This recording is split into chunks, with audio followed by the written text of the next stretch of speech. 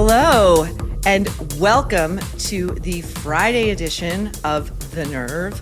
I am Maureen Callahan. I am wearing for you today my Shut Your Mouth t-shirt. Maybe you should hold your tongue and think quietly about whether you should continue that thought t-shirt. And you're gonna see why in our first big discussion, which you're gonna love having, I think.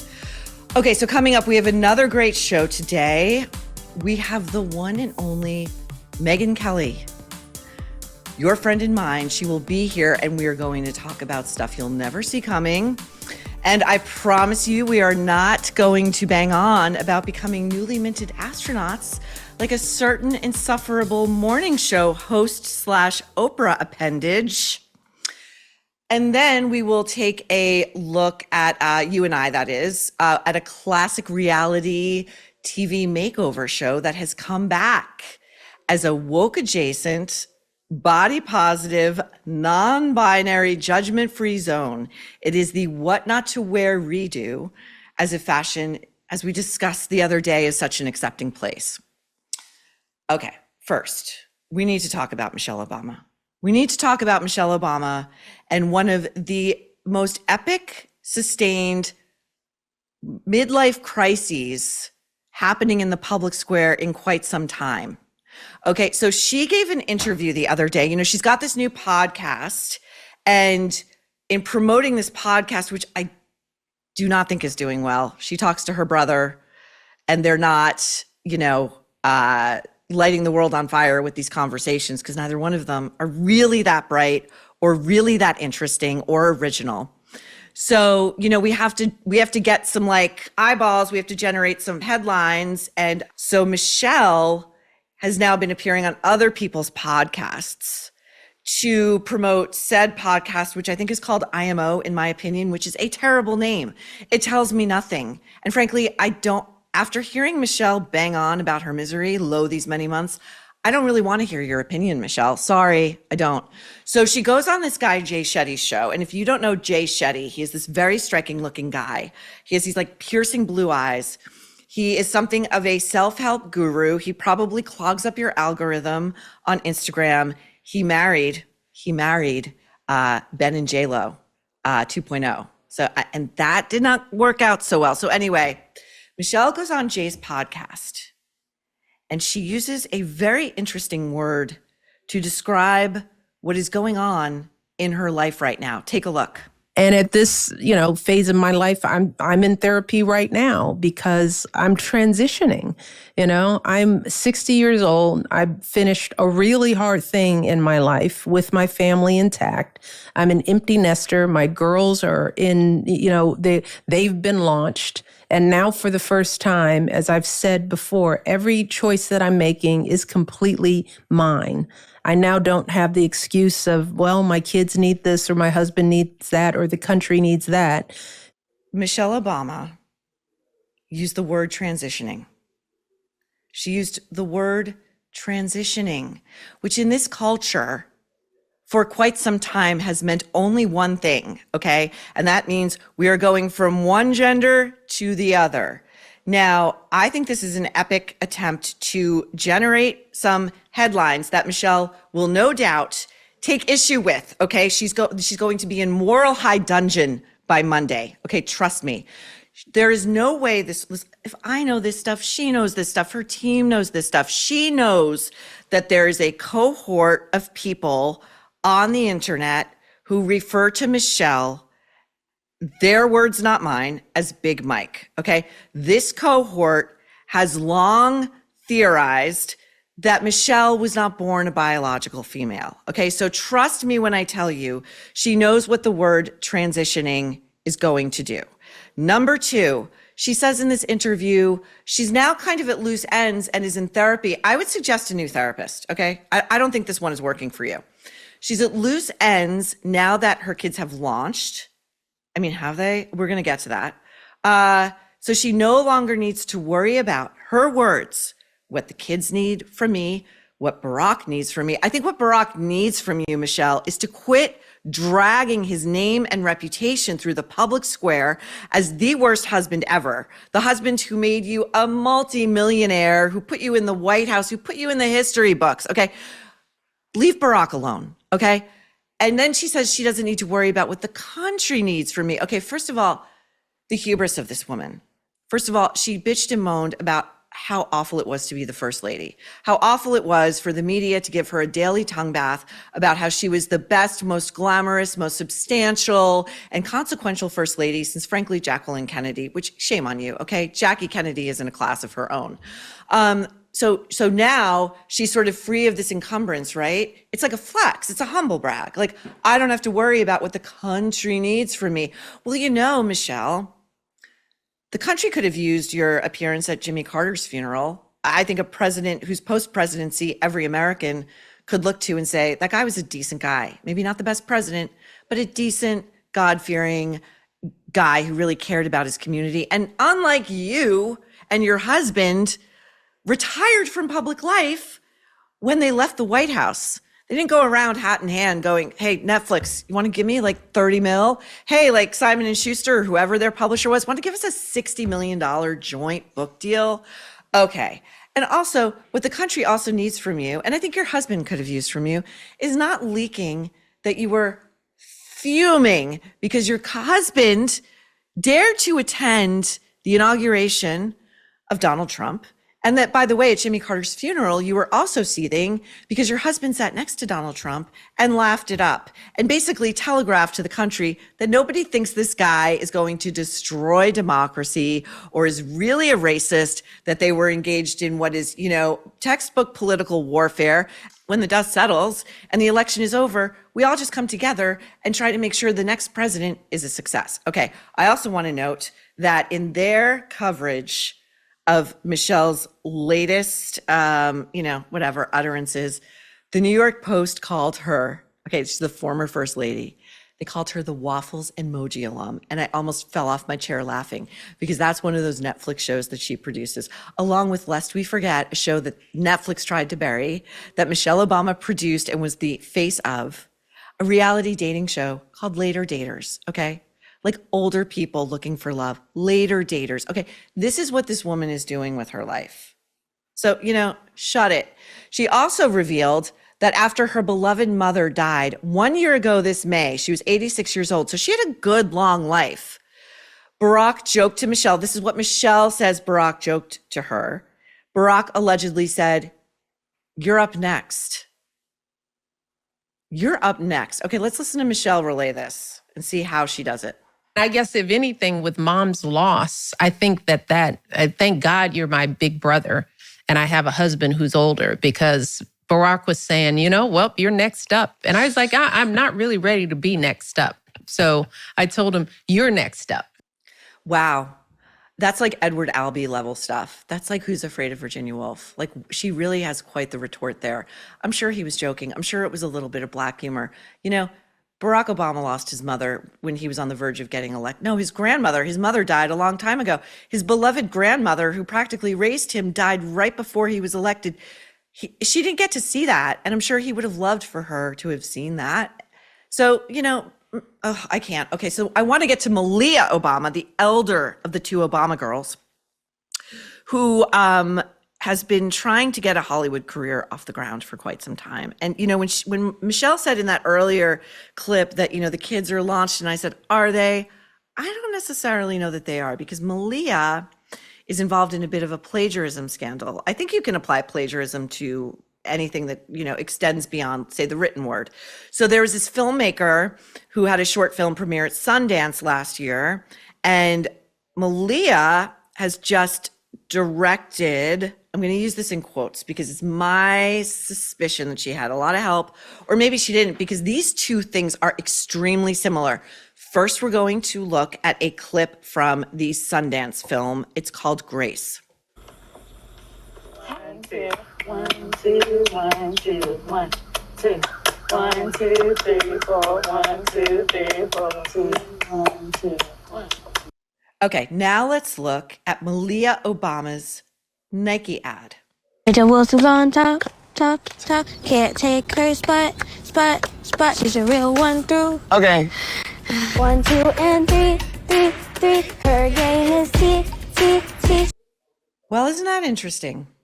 Now, I think that this filmmaker, she has a point. I think she's got a good case.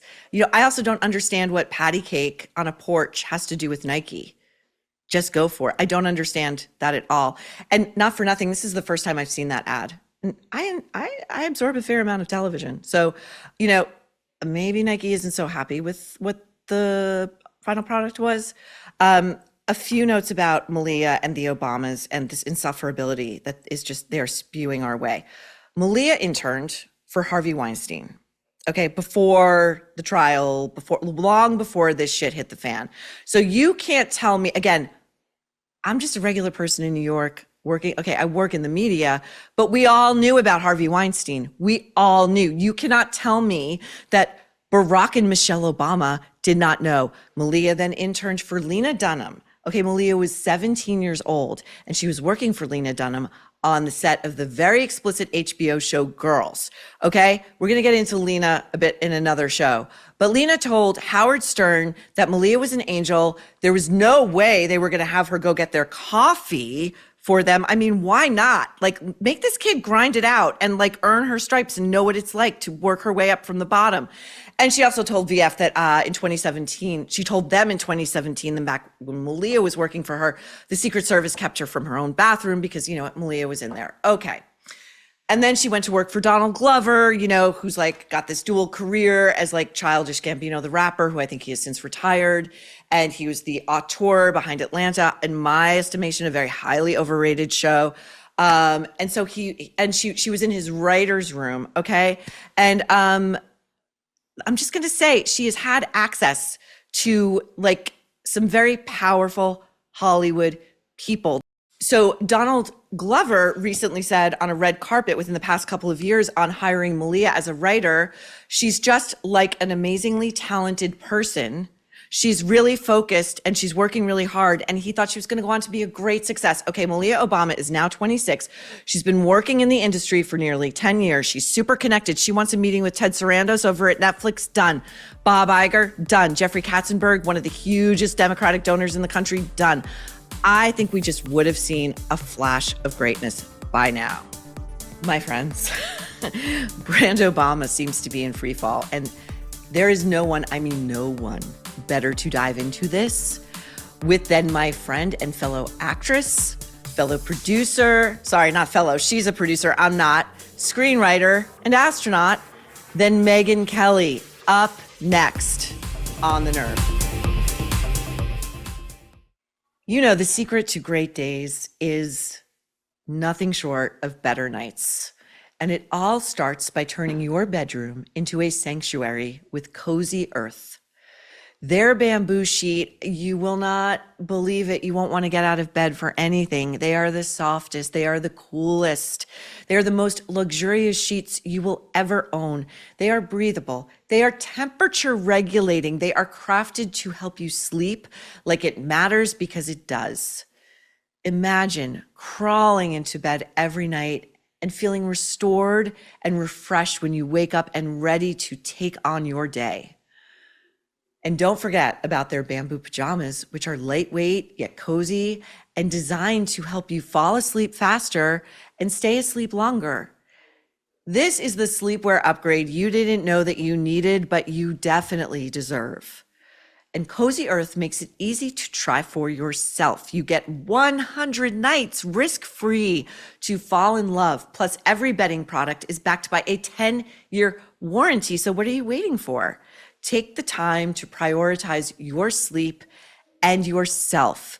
Visit CozyEarth.com and start sleeping better with Cozy Earth today. That's CozyEarth.com.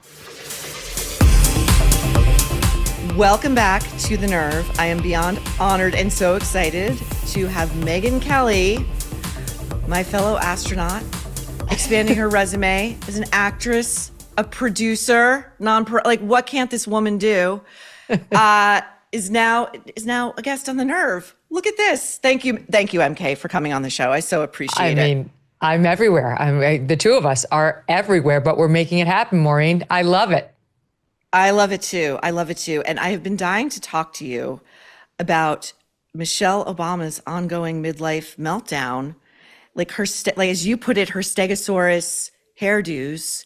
The utterance the other day, she says she's transitioning. I mean, I think we both know what she's trying to do by using that word. Yeah. I mean, what do you make of all of this? Like, what's going on in that psyche? I think that transitioning line was meant to get attention because her podcast is failing.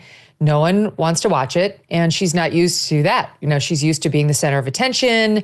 Everyone's interested in me. I don't have to try hard. And so now she's embarrassed. And so I think she's intentionally dropping these little, nuggets in these podcasts just so she can get pickup and talking here and there about her marriage because she knows that she'll get pickup if she talks about him.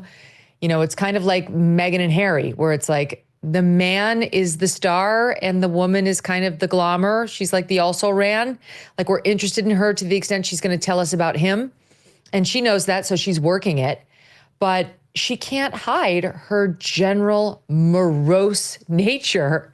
So the more you tune into these clips, never mind that show, and I actually have tried to watch it because it's our business, it's terrible. She's the most depressing person to spend time with. So it's going to continue failing. 100%. I mean, for one thing, the transitioning thing struck me so strangely because this is the third rail on the left, right? Like the people who call, Michelle Obama knows this, that like online, there's a cohort of people that call her Big Mike. Yes. And who maintain that she is a dude. Okay. That's what they maintain. I'm just saying. That's right. And so she's very cynically using this word. And then she's going to turn around and be like, how dare you interpret it that way? That is such a disgusting misreading of everything I'm saying. I go high when they go low, right? But she's going low. Yeah. Well, I mean, that was a lie to begin with. And, tell it to your husband who showed up at that Democratic campaign office when people weren't rallying behind Kamala Harris and called a bunch of Democrat voters, half of whom were men, half of whom were Black, racists and sexists because they weren't getting behind Kamala Harris. Like, that doesn't seem like going high to me. And her husband and she have been out there suggesting Trump is Hitler. She wouldn't even go to Trump's inauguration. It doesn't seem like the high road. So she wants credit for taking the high road, even though, of course, she hasn't and she doesn't. And it's not where she spends her time. It's just like anything, Maureen. Like you and I, we wouldn't be out there being like, we only take the high road. We have nothing to compensate for. We're perfectly content on the low road and we'll make no apologies for it while we're there. She's dishonest, right? So she's got to say she's something other than what she is. Same way Anna Wintour had to pretend she understands the Black experience because she decided to do Black dandyism this year, even though there are no Blacks running fashion houses. And even when they've come under the microscope, she's kept it down to a minimum. So in any event, I think she's a hypocrite. I think she's false. But I think the thing that's genuine about her is her depression, her unhappiness, her self-loathing, and her loathing of him. Oh, 100%. And I think the Meghan Markle analogy is completely correct. I think we're seeing it now, like Hilaria Baldwin is becoming much more aggressive against her husband because she's got the leverage now. Yes. Like it's cheaper to keep her. Like he can't divorce her. Like these cases have bankrupted him. So she's out there talking, she's spilling all of his personal secrets. Like I'm going to get into this book she just wrote, but she's spilling all of his personal secrets and snapping at him on red carpets and basically saying, I run this show. People are interested in me, not you. And just like those other two, she has not an original thought in her head. She has absolutely nothing to say. She has nothing to offer. She is in deep rage that she is well known only because of the marriage she made. And I think really resents the person she decided to marry. And with Michelle and Meghan Markle, and Hilaria is unusual because the bulk of the media is still pretending like she didn't tell us she was from Spain. She just likes to adopt a Spanish accent. Greatest story ever. But there's something about these two women in particular, rich beyond their wildest dreams. They got a level of fame they never would have gotten on their own. And I don't know how, I don't know what is going on in there. I think there are people who will never let themselves be happy. And I think there are people who are comfortable in a state of grievance and martyrdom and rage. This drives me nuts because I know a lot of rich women, rich because they married a rich man. And they're fine. They're cool. They're thrilled. They don't run around like overcompensating all the time or trying to prove to everybody, I am also special.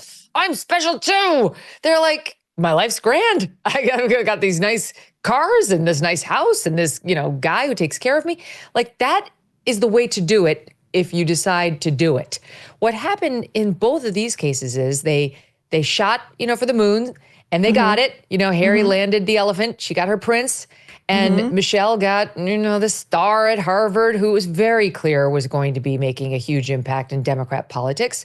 And then they spent the rest of the time seemingly resentful or even jealous. Like that's what I detect from these two women. Like there's an envy by them toward their husbands for being the main stars, to the point where now Meghan Markle has almost like rearranged it all. Dan Wootton was on my show the other day saying he's now realized he's the spare to her. She's so used his fame and connections and his ability to help her make money that she's re-engineered the whole thing to where she's the breadwinner and he is just the whipped loser back at the house, which is exactly what Michelle Obama would kill for. She doesn't want Barack Obama in the headlines anymore. She wants it to be her. And so she's crapping all over him while still kind of using the Obama name and the time in the White House to make herself relevant. Right. And so this is why I think this is just one long tease. Like, I think she wants out. I think he would be happy to be done with her. Okay. Yes. Like, is he like paying his penance for becoming the first Black president and like seeming to be like a kind of decent guy? Like, is he paying his penance because Michelle isn't as great as he is and she never will be? So he's just going to suck it up until is he going to let her be the one to file? I just find this, I've never seen such deep loathing on the public stage. I was trying to think of any other famous person who's gone through a divorce. I mean, I don't think since Woody and Mia, frankly, it's been something like this disgusting. Like, have your dignity. Other than someone who's a sworn enemy of yours, have you ever talked that negatively about somebody uniformly? Like you can never say anything nice about them. It's like, okay, now there are public figures who we don't like and we criticize, but like someone who's in your life who you get asked about. Like, it's just so bizarre. And her defense now, because it's coming in the news, her negativity about him has made news, not just with the yous and the me's of the world. And her defense now, she keeps sliding in here and there, is it's me trying to humanize him. I'm trying to humanize him. And Mia's like, okay, Barack Obama is one of the most recognizable, famous people in the world. We don't need you anymore to make introductions for Barack Obama or to humanize him anymore. Like, we know who he is. It's a known commodity. Like, it's very clear you're doing it because you can't stand him. And what I found is I listened to her go on and on about how bad he is and about how bad her life is and how the White House sucked. She's just like Meghan Markle. My castle is too small. And then there's Michelle Obama.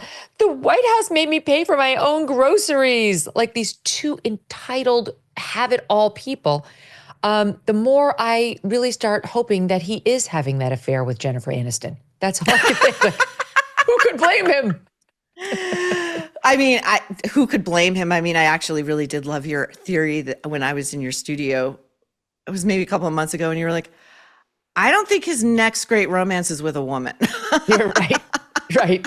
If I heard it was like, I don't know, some guy who worked in his garden, I might believe it now. No, that is absolutely the point. And when I heard you the other day taking this apart, where she was bitching about having to buy her own groceries while she was living for free in the White House, a staff that was paid for, I didn't even know prior to her latest bitch sesh that the First Lady has her own plane and that it's called Bright Star. Right.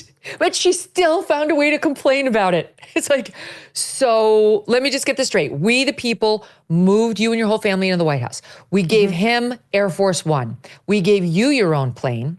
You're in a 55,000 square foot mansion with an 18-acre estate around you, your own rose garden, your own staff, your own wing. She's got the East Wing. Okay, all of that. You're universally beloved and celebrated and put on magazine covers. You name your own book, Becoming. Who does that? Okay, but you're still celebrated as one of the world's most lovely and loved people, okay? And you're still unhappy about what again? About the fact that when the girls ride on the plane, you have to pay the equivalent of an airline ticket for them, and you have to pay for your own food. Like every other human alive, like all of us, right? Like who's going to, she's so out of touch. She doesn't realize we're not going to feel sorry for her for having to pay for her groceries and her kids' airlines. The balls on her, no pun intended. I'm just saying like the nerve to say, I had to pay for my groceries like all of us do. Is she paying for like gas and electric in the White House? I doubt it. Is she paying for the pool guy to clean the in-house White House pool or the bowling alley or the screening room where they have movie stars come and get first run pictures of whatever they want to see? No, no, and no. Right. No. She doesn't even have to stop in traffic. And even now she's like, but I really deeply worry about my country and my daughters, not me. I have my 4-car motorcade and law enforcement following me everywhere. I'm Michelle Obama. But my daughters, they're only barely recognizable and they're brown, so they could be picked up at any moment by this evil Trump's department and sent off to El Salvador. So I'm deeply worried about my 2 privileged daughters and all brown people in America because the country's racist, you see? The country that made me at least 100 millionaire, probably closer to a billionaire now, is racist to its core. Poor me. I was screwed over in the White House. I'm still getting screwed over. And poor brother Craig is there like, it's even worse than you thought, Sister Michelle. As bad as you think you had it even worse, like her enabler, codependent brother. Her brother, frankly, seems terrified of her. He really does. Like every time he dares to gently contradict her, she'll be like, nope, that's not the way it happened. And he'll be like, you're right. You're right. Yes, like when he was like, well, maybe if we knew you weren't feeling great, like we guys, we would say something. And then of course she's like, we shouldn't have to ask. We shouldn't have to tell you. She snapped back with like, you should just figure it out. She totally did. She also criticized him and, men in general for the way they interpersonally relate, right? Like if they have a friendship conflict, men among men, they just sort of hash it out. They forget it. It's a bygone. It is never revisited. They never exhume that grievance. And she's saying she thinks that's the wrong way to go in life because Michelle, the master of grievances, likes to hash that shit out. She likes to beat that carcass further into the ground and she will not let go. And you have to have like a multi-day summit and then revisit that maybe months down the road. And she's saying that's the healthy way to be. Yeah. So that's the difference between her spouse, who doesn't seem to put up with her nonsense and her endless wanting, to have these talks about everything, and Megyn's spouse. Because Megyn married somebody who is not well, Meghan Markle. Like Prince Harry is a weak, damaged man who doesn't have the inner strength that Barack Obama has. Even though, listen, I understand Barack Obama's faults and the vein and all, like just of all of that. But he doesn't have like such a tiny id the way Harry does, who does like, he doesn't really have a fundamental sense of himself. And so he was so easy for Meghan Markle to manipulate. All she needed was that first meeting. She was totally right that he would be like putty in her hands, that he would buy, he's too dumb. Of course, he bought every act she delivered, hook, line, and sinker, her little ingenue. I'm so sweet and innocent. I don't even know who the queen is. I had no idea you were a prince. And he ran with it. He was so easy to manipulate. But Barack is stronger. So Michelle has gone like further into the doldrums of like, the only thing miserable people want is to make others miserable too. And she 100%. Can't seem to do it with him. She's only gotten more angry, in my opinion, because she can't do it to him. He's got too big a life. He's too important to too many people. And she's not his only company. And he will not take the bait. He will not allow himself to be debased this way. Like he's kind of gray rocking it. He's not responding to any of it. Yeah. And he does strike me fundamentally as an optimistic person. He strikes me as somebody who really enjoys life, you know, and like he's not going to get down in the mud with this. And I think you're right. I think his lack of response is sending her into a further and further rage spiral because she can't get what she wants. Any attention is better than no attention. And it goes to her husband. It goes to her flailing podcast. She's got nothing to offer us anymore. Yeah. I mean, how can she still be so angry about America? That's my big point. Like, it's like, okay, you don't like him. You married the wrong man. You're on your podcast talking about how, well, sometimes there's a bad decade in a marriage. No, there isn't. No, there isn't. Those marriages end in divorce. That is not a thing, Michelle. Sorry to tell you.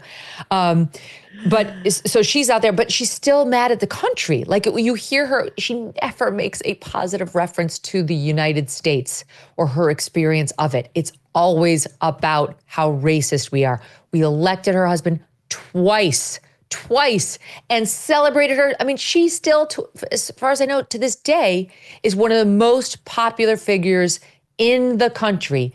It's never enough. She's so much happier talking about her anger and her disappointment in the failure that we all are to her.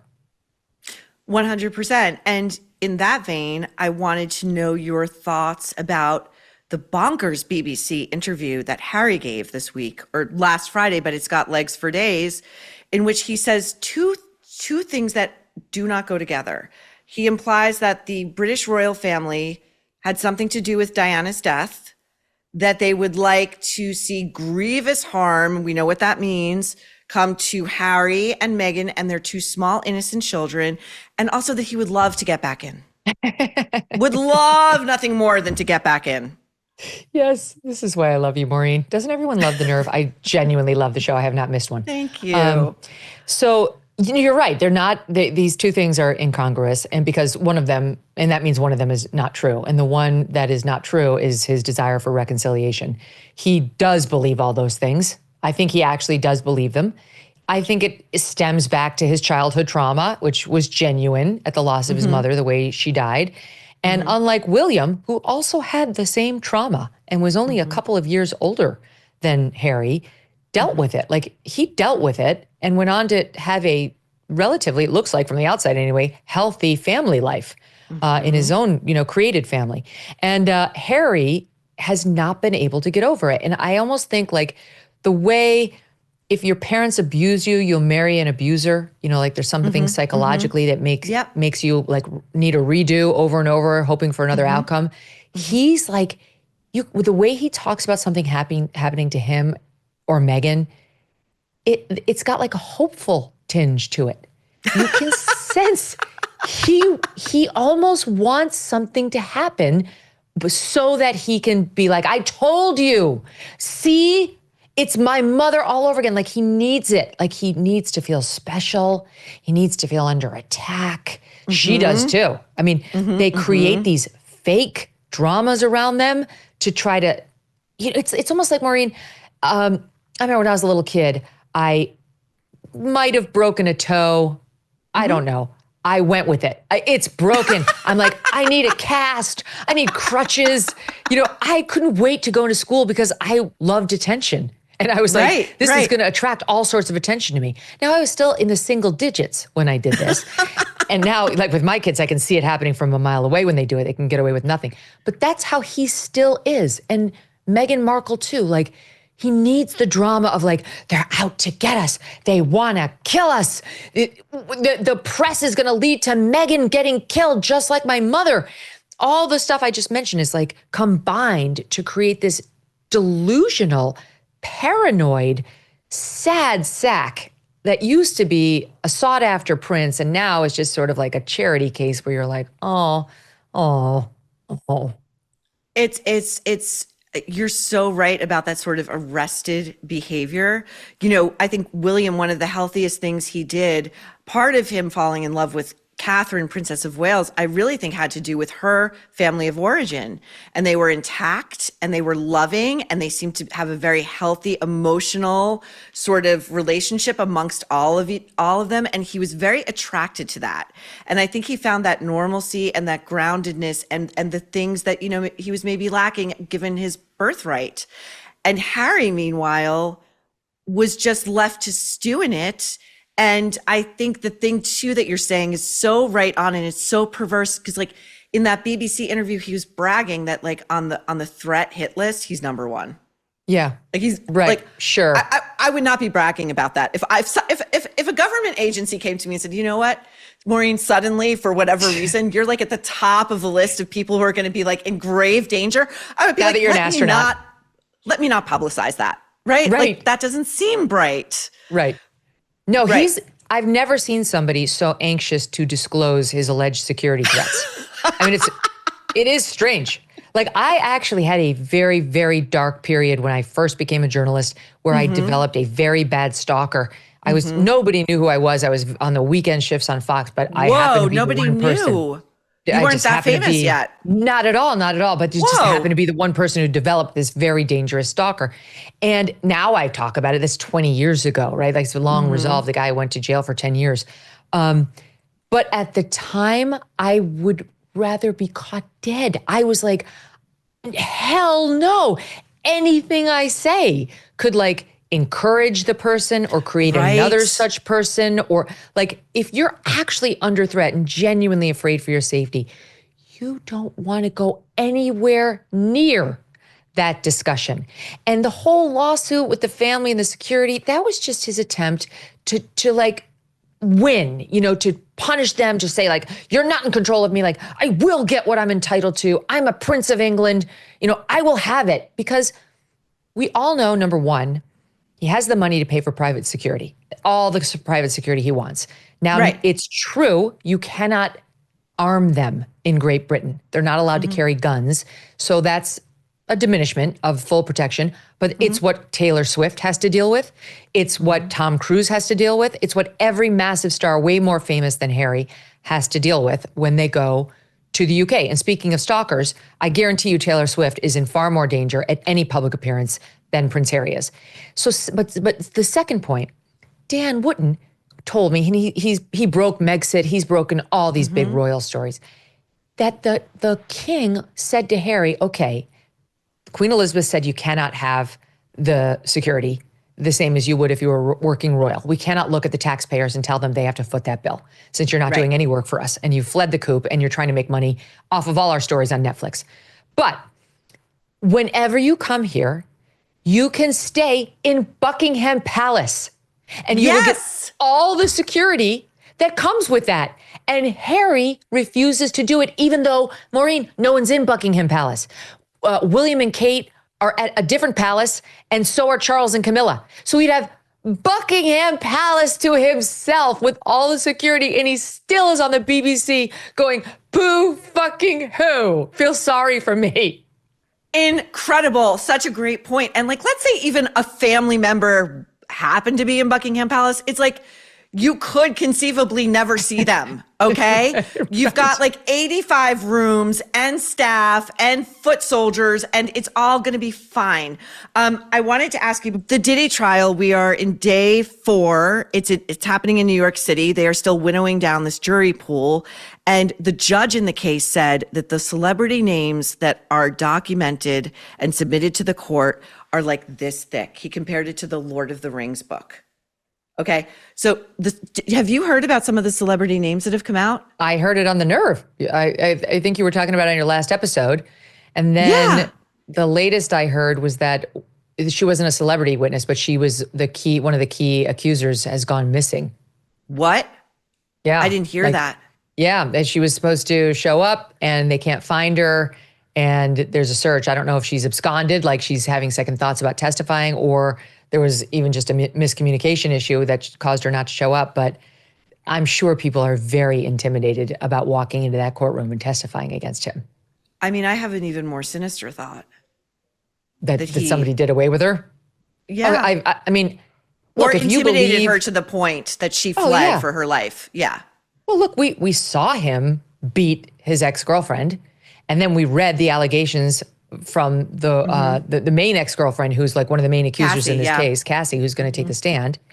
And then, allegedly setting the car on fire of the kid, Cuddy. Kid Cuddy, because they liked the same person, the same woman. Like, if he's capable of all of that, allegedly, I mean, we know the beating happened. We saw it with our own eyes. In a hotel hallway. Yeah. Then how far would he go? I don't know. I mean, look, I said this on my show this week, and it's true. I went to the Met Gala. I went 2 years, Maureen. And what I Really? remember, yes. You know, Anna Wintour and I used to be, well, no, we weren't friends, but she was cozying up to me when she thought Trump didn't like me. She was like, oh, then I must like her. So I went there. And the thing I remember most from being there was P. Diddy in the restroom of the Met. It was the women's room. That's why I was there. Okay. Dry humping a Kardashian.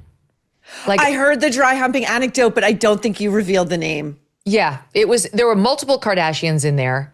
And like that other sort of lame supermodel version, you know, like not the real supermodels like we grew up with, but like these new influencer types. Right, They were right. all in there. No one was using the bathroom. They were smoking and dry humping. And that was P. Diddy. Like, I'm just saying there's a pattern of disrespect for others and our sacred places and things that should be treated as inviolate.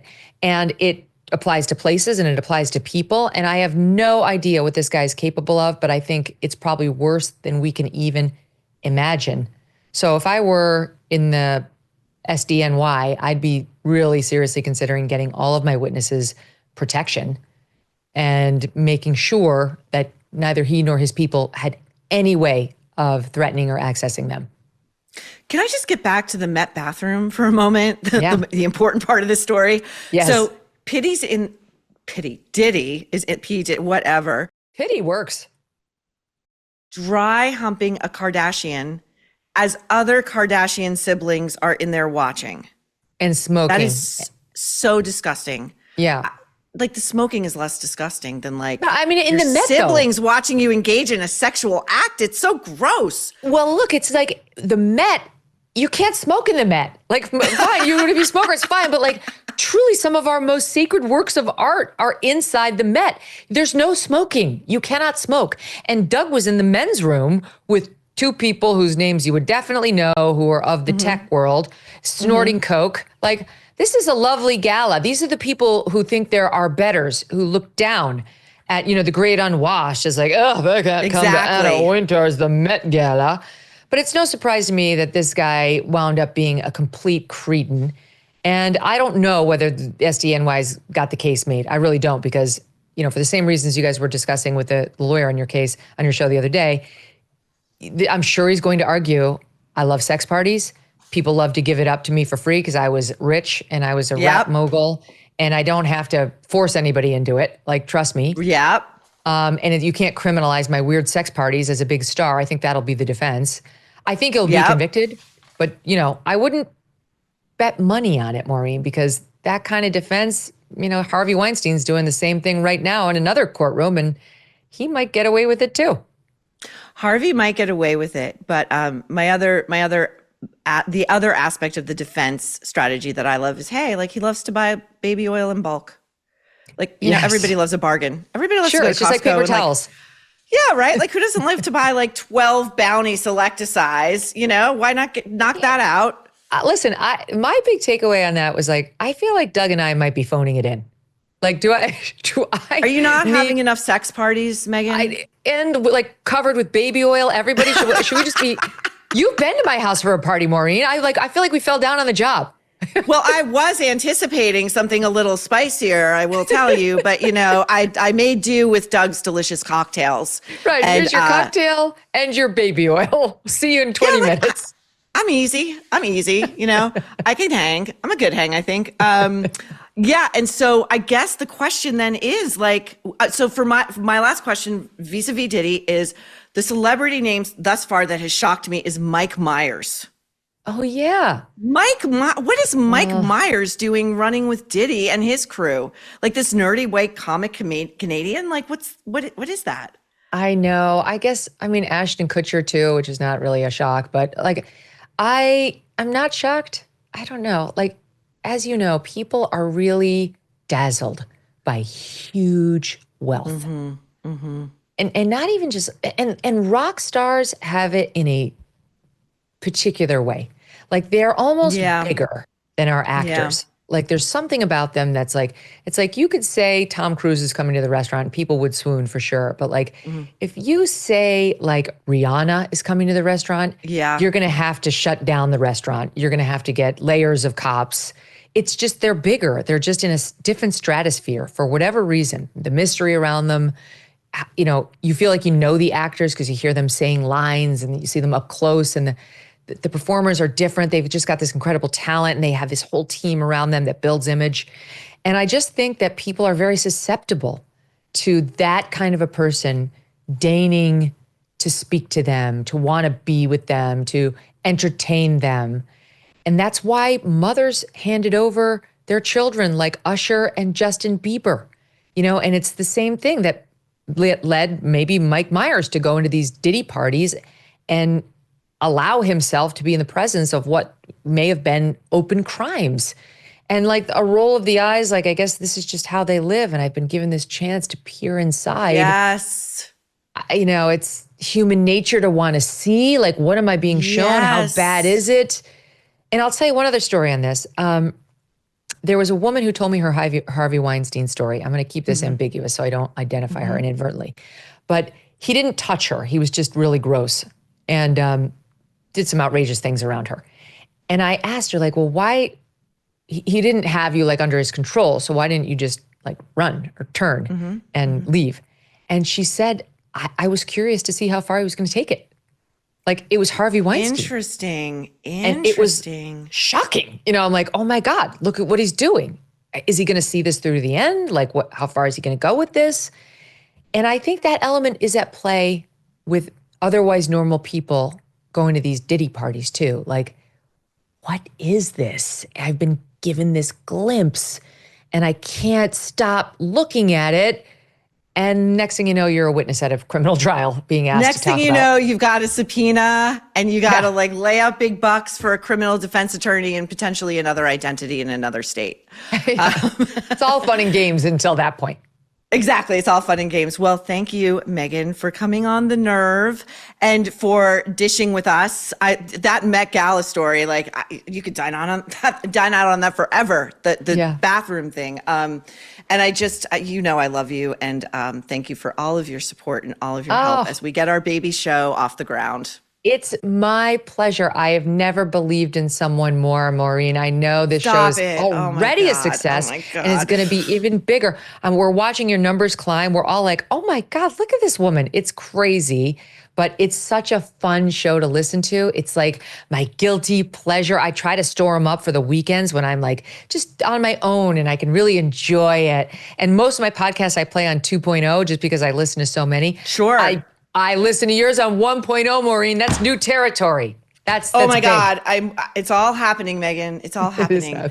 I will see you next time, perhaps in outer space, perhaps on terra firma. I was going to say, one could even make the case. You're inspirational. You know, one could. I think but I would say, you know, it was your brainchild. So you are the inspiration and I am the Gail to your Oprah. I'm really proud of me. You should be. You should be. All right, MK, I'll see you later. Great to see you. See you soon. Good to see you. Bye. Thank you again to Megyn Kelly, bringing lots of gossip to The Nerve. And of course, remember to get your daily dose of Megyn on AM Update with Megyn Kelly. I start my day every day with it. You get this great roundup of all the things that are in the news, the stuff that you need to know. It's a great way to start your day and feel like super informed and ready to go. And then, of course, the Megyn Kelly Show, which can be found on YouTube or wherever you get your podcasts. And it really is some of the most intriguing, unusual, original, thought-provoking conversation around. Okay, so up next, we are going to talk about the new reboot of What Not to Wear. I can't wait to get into this with you guys. But before we go to break, a quick reminder that I want to hear what you have to say, as you know. So send me an email, send me your thoughts, your questions, your comments, what you'd like to see us cover. I am Maureen at devilmaycaremedia.com. And be sure to like and subscribe to The Nerve, because we should just keep growing this community of like-minded truth seekers and troublemakers. It is all happening. We will be back in a minute. So I'm going to talk to you about a guy, a hero really, named Leo Grillo, who was on a road trip and came across a severely underweight struggling, in pain Doberman. Leo scooped this guy up and named him Delta. And sadly, as we all know, Delta is just one of many animals that need help. Well, Delta now is, fine, but there's so many others who need our help. And that inspired Leo to start Delta Rescue, which is the largest no-kill care for life animal sanctuary in the world. Okay, they have rescued thousands of dogs, cats, and even horses from the wilderness, and they provide their animals with shelter and love and safety, and most importantly, a safe and loving home. So it's this kind of dedication and everlasting love to animals that is Leo's mission, and it's his legacy. Now, Delta Rescue relies solely on contributions from people like us who love animals, I think, frankly, more than we love ourselves. So if you want to start caring for these animals and have this be part of your legacy, you could speak with your estate planner because there are tax-saving estate planning benefits too. You can grow your estate while letting your love for animals live well into the future. Check out the estate planning tab on their website to learn more and to speak with an advisor. We call dogs man's best friends for a reason. It's been ever thus. So you can help those who need it the most. Please visit deltarescue.org today to learn more. That is deltarescue.org. And we are back. Let's talk about what not to wear. Now, this was one of my all-time favorite comfort watches. It's the makeover show with Stacy and Clinton. And, they would take somebody who was nominated by their family members or their friends, which was basically saying, I think this person is ugly and dresses like shit. And can you try to help this tragic charity case? And then they would try to judge this person up. Okay. Hair, makeup, but mainly the clothes. Okay, so a month ago, though, I came upon a marathon. It was like a lazy Sunday. There was a marathon of old What Not to Wear episodes. And in rewatching these, I realized something profound, which is that I had been watching it through the real filter all along. I thought Stacy and Clinton were good guys, but I realized that Stacy and Clinton are mean, really, really mean, to the point of making their quote unquote collaborators. That's what they call them. But really it's more of a hostage situation.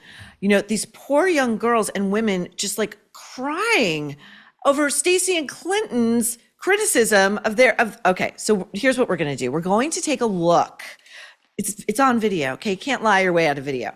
We're going to take a look at how these two treated a young woman named Courtney.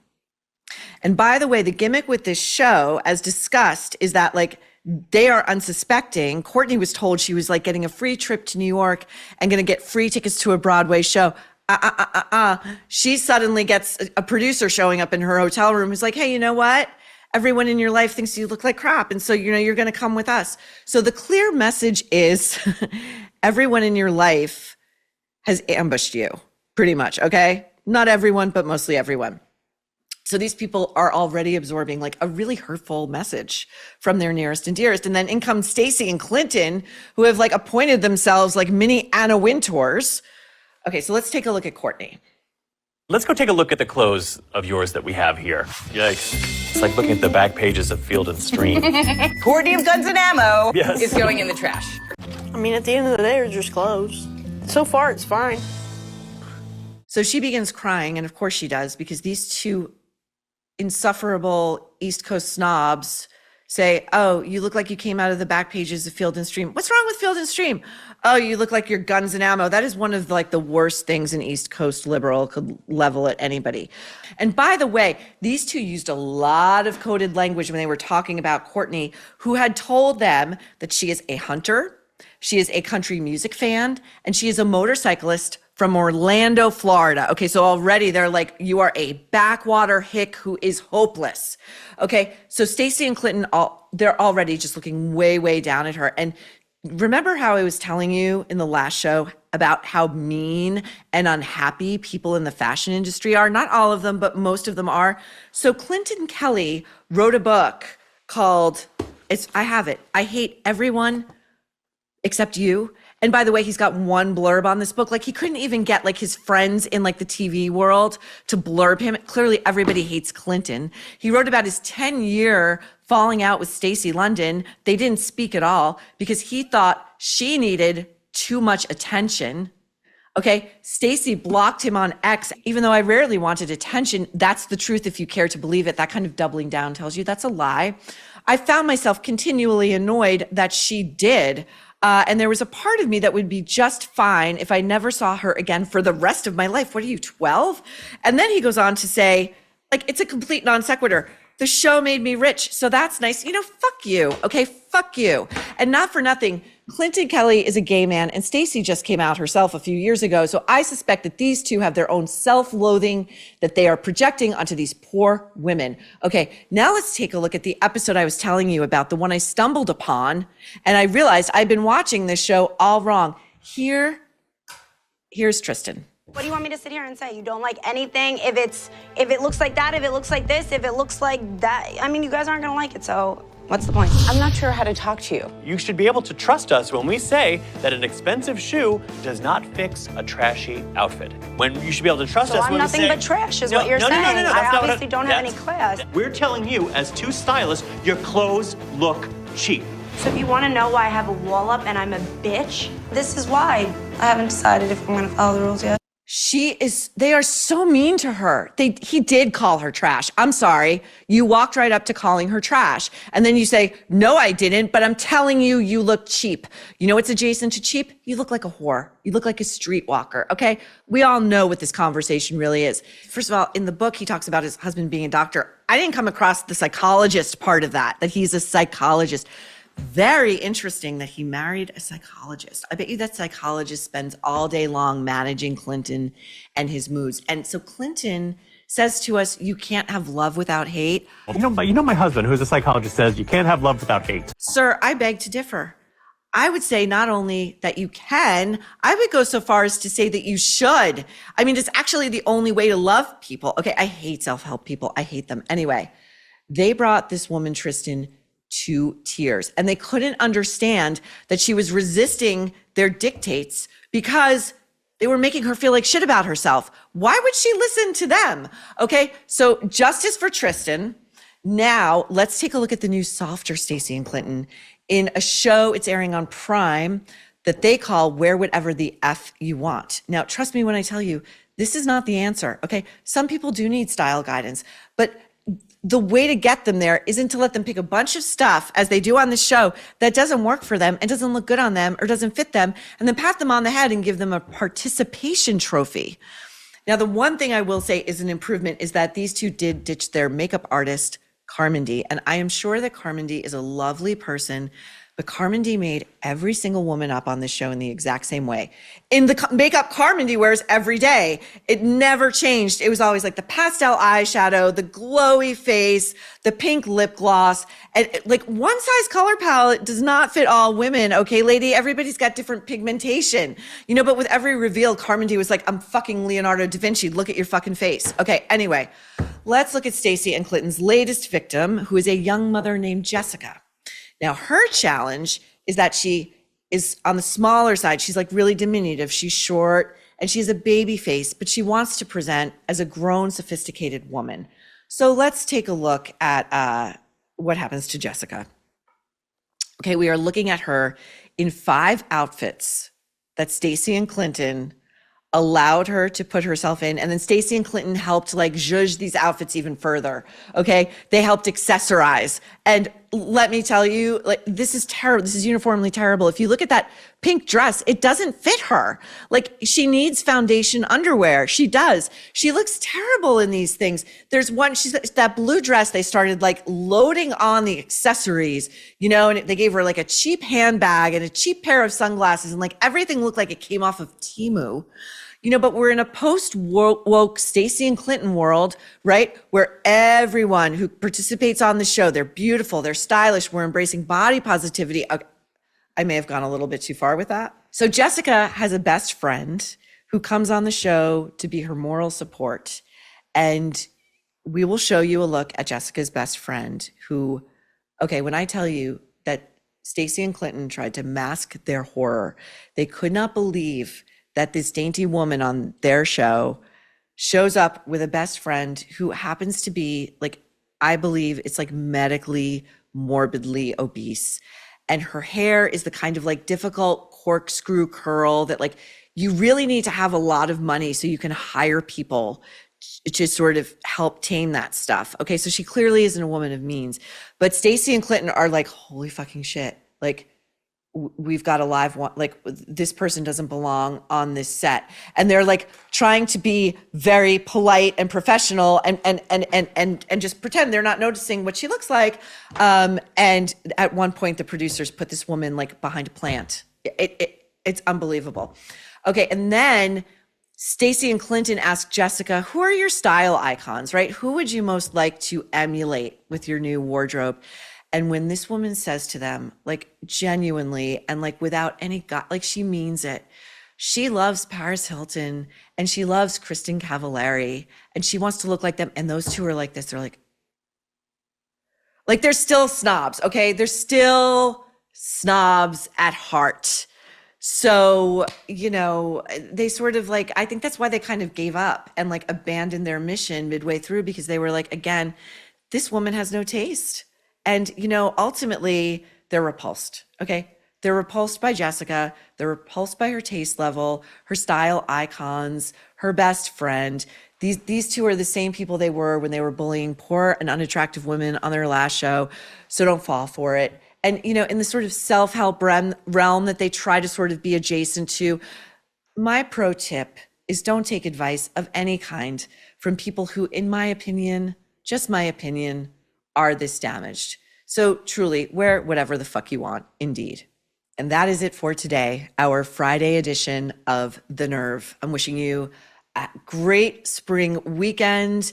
And because you guys responded so strongly to our bonus weekend content last weekend, we are dropping yet another new bite for you this weekend. So keep an eye out, keep an ear out, and we will see you back here next Tuesday on The Nerve, where you will never guess what we are about to say next.